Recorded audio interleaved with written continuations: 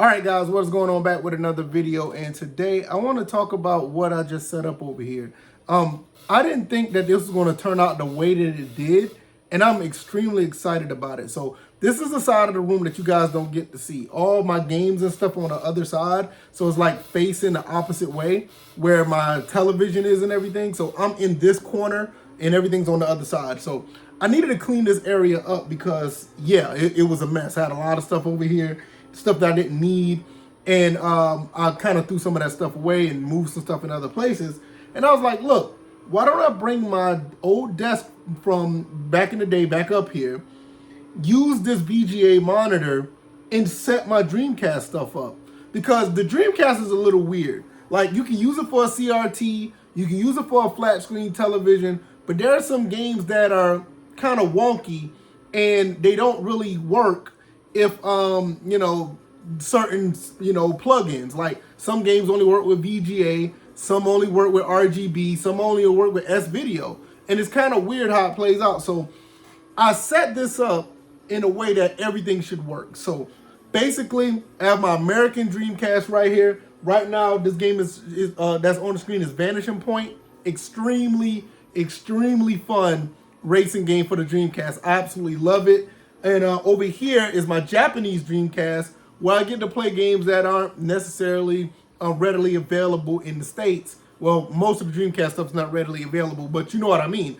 Where I don't have to use like certain tools or devices to play Japanese games on my American Dreamcast. So I have a Japanese one as well. Now, this right here I have is a Dreamcast keyboard, and I can use this on this monitor playing games like Typing of the Dead.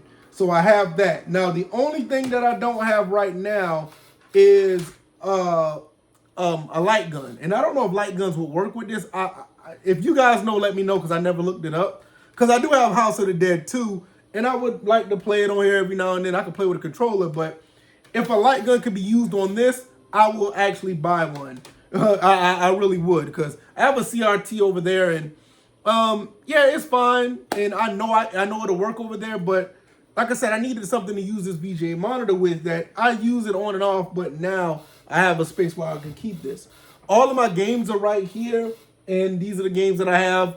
I need to get more, but they're not easily, accessible right about now. Like, even some retro game stores do not have Dreamcast games on deck, and if they are, they're in pretty bad shape. So this controller that I have is a Retro Fighters Dreamcast controller. You can go to Retro Fighters to find that. It's an excellent controller. I really think that's a solid one. And everybody knows about the OG original Dreamcast controller, which yeah, it's okay, I guess. I mean, I can still use it, but yeah. And last but not least, what I have is my Dreamcast arcade stick. So when I want to play like Street Fighter or any other game that, like Dead or Alive 2, or, any of those games, any shooters, Trigger Hard Excelia, Mars Matrix, any of those games, bam, I got this right here. And yeah, so I know some people are probably already saying, well, you got to hook it up to a VGA monitor. How is this going to work with, the Dreamcast games that don't support VGA? All right, so I'm going to cut this off. I'm going to show you, because I don't have the box to it anymore. And let me cut that off. I'm going to show you guys. This is what I have. This thing right here. This is a Dreamcast to HDMI Kaiko VGA RGB to HDMI. And this thing is absolutely amazing. With this, you can turn games that don't work with VGA to RGB, and I can get it to work on this monitor, because this actually upscales up to 1080p, 4:3 or 16:9. So I'll put the link down in the description so you can buy one of these if you're interested, not just for this monitor, but just Dreamcast games in general. This is an excellent device to have. Now, on top of that, what else do I have to run the HDMI into this VGA monitor, because this monitor only accepts VGA? Well, let me see if I can pick this up really quick. I don't know if I'll be able to reach, but hey, it's fine. There we go. There we go. This right here is a VGA to HDMI, or HDMI to VGA. I'll put the link down in the description for this as well if you're interested or whatever. So what this does, it takes an HDMI through here, turn it to VGA, and it'll show straight on here. So yeah, that's how I set it up. So now I can play all of my Dreamcast games, RGB, VGA, through this monitor with no issues, no problems. And I think that, for me, I think that this is the way to go for the Dreamcast going forward. Even though that is still HDMI, I can still capture if I want to get any footage on my main computer. And if I wanted to, you know, just record some gameplay, or if I wanted to, you know, shout out to NLSC. Those guys do great in basketball. If I want to do some NBA 2K for the Dreamcast, copy that over, or whatever the case may be. And that's just the way I'm rolling. Now, that's the way I got it set up. Now, there's obviously different ways you can play Dreamcast games. And right now, nowadays, I would highly recommend you just to emulate. Honestly. All this stuff right here is for people who want this to have this the way it is.